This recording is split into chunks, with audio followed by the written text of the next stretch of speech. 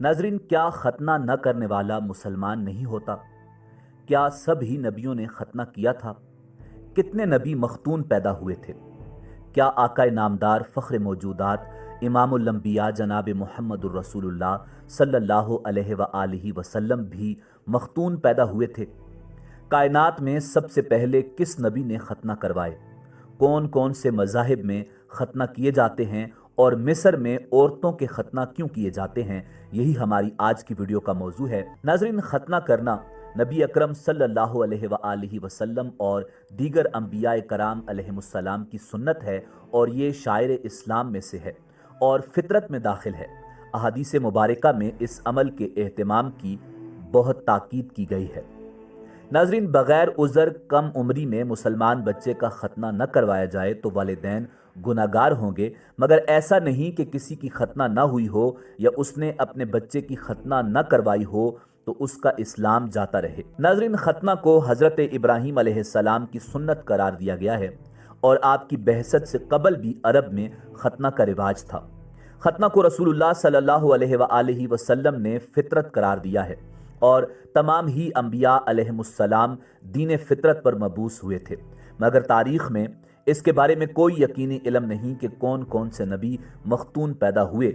मगर अंबिया अलैहिमुस्सलाम में से 18 के बारे में कहा जाता है कि वो मखतून पैदा हुए, मगर इमामुल अंबिया जनाब मुहम्मदुर रसूलुल्लाह सल्लल्लाहु अलैहि व आलिहि वसल्लम मखतून पैदा हुए या नहीं, इस बारे में अहले इल्म के दो अकवाल हैं। एक रिवायत यह है कि आप सल्लल्लाहु अलैहि व आलिहि वसल्लम मखतून पैदा हुए। नाजरीन, हज़रत अब्बास रज़ी अल्लाह ताला अन्हु फरमाते हैं कि आप सल्लल्लाहु अलैहि वसल्लम मखतून और नाफ बुरीदा पैदा हुए थे।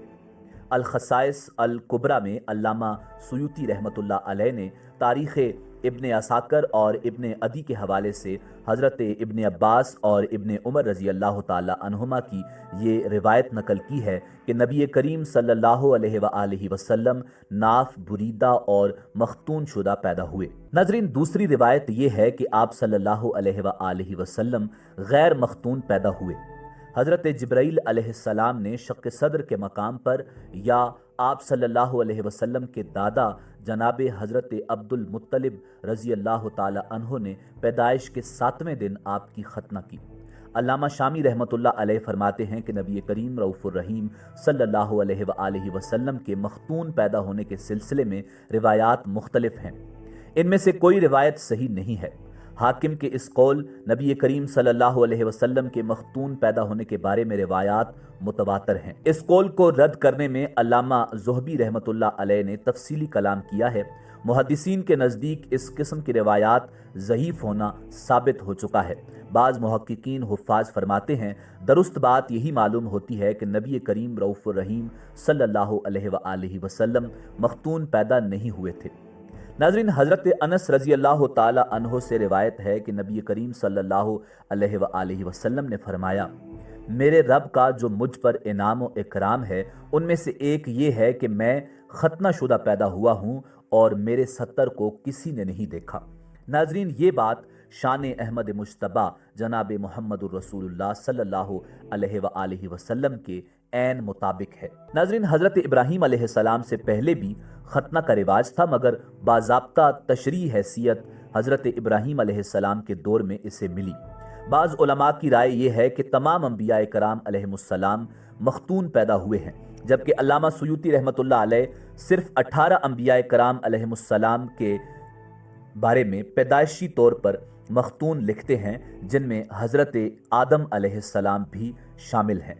बहरहाल, इस पर सबका इत्तेफाक है कि खतना की तशरीह हैसियत बाज़ाब्ता हज़रत इब्राहीम अलैहिस्सलाम के दौर में उनकी सुन्नत से शुरू हुई। उनसे पहले भी खतना मौजूद था, मगर इसकी हैसियत दूसरी थी। खतना की हकीकत यह है कि अज़ुए तनासुल के गोश्त पर जो जिल्द है उसे काट दिया जाए ताकि ये हिस्सा पूरी तरह खुल जाए। नबी करीम सल्लल्लाहु अलैहि व आलिहि वसल्लम की हदीस से मालूम होता है कि सबसे पहले हज़रत इब्राहीम अलैहिस्सलाम का खतना हुआ। हज़रत इब्राहीम अलैहिस्सलाम ने 80 साल की उम्र में, बाज़ रिवायतों में 120 साल की उम्र में खुद अपना खतना फरमाया। मुसलमानों के लिए खतना को सुन्नत मुअक्कदा करार देने की वजह यही है کہ یہ حضرت ابراہیم علیہ السلام سے لے کر رسول کائنات امام الانبیاء جناب محمد الرسول اللہ صلی اللہ علیہ وآلہ وسلم تک تمام پیغمبروں کی سنت رہی ہے اور ظاہر ہے پیغمبروں کا طریقہ قابل تقلید ہے۔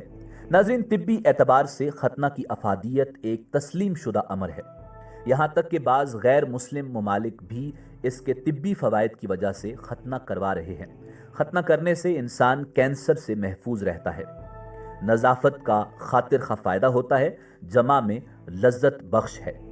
مردوں کے لیے ختنہ کرنا شرعاً سنت موقدہ ہے۔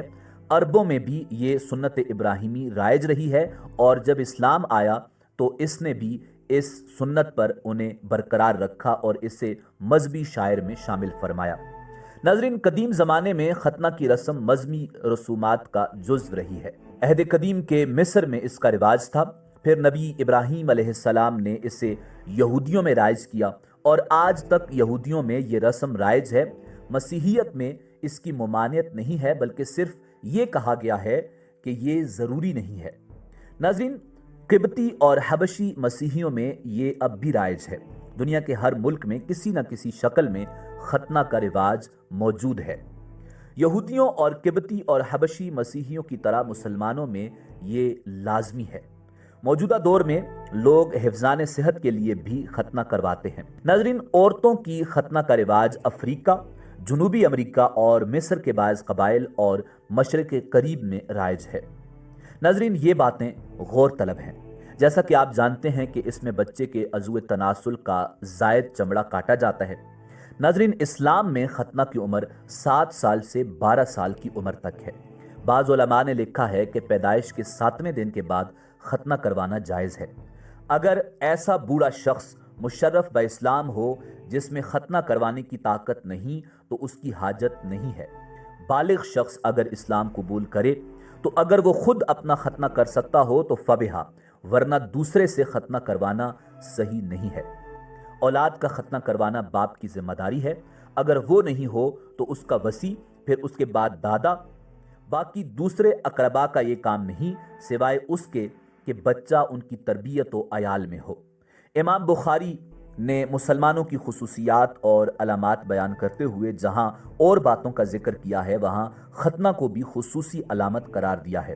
امام شافعی ختنہ کو واجب سمجھتے ہیں اور مردوں کے علاوہ عورتوں کے ختنہ کے بھی قائل ہیں، مگر دیگر ائمہ فقہ اس کو سنت نبوی اور سنت ابراہیمی کہتے ہیں۔ اس امر میں اختلاف ہے کہ ختنہ کب ہونا چاہیے، مگر بچپن میں اگر ہو جائے تو بہتر ہے۔ ناظرین، موجودہ عرب اور مصر میں آج بھی عورت کے ختنہ کیے جاتے ہیں۔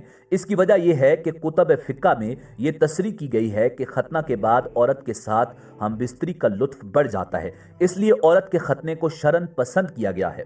البتہ اکثر علماء نے اسے سنت نہیں قرار دیا۔ ناظرین، فقہاء کا اتفاق ہے کہ عورتوں کے ختنہ کروانا کوئی واجبی تاکیدی حکم نہیں ہے، البتہ اس عمل کے سنت یا مستحب ہونے میں فقہاء کا اختلاف ہے۔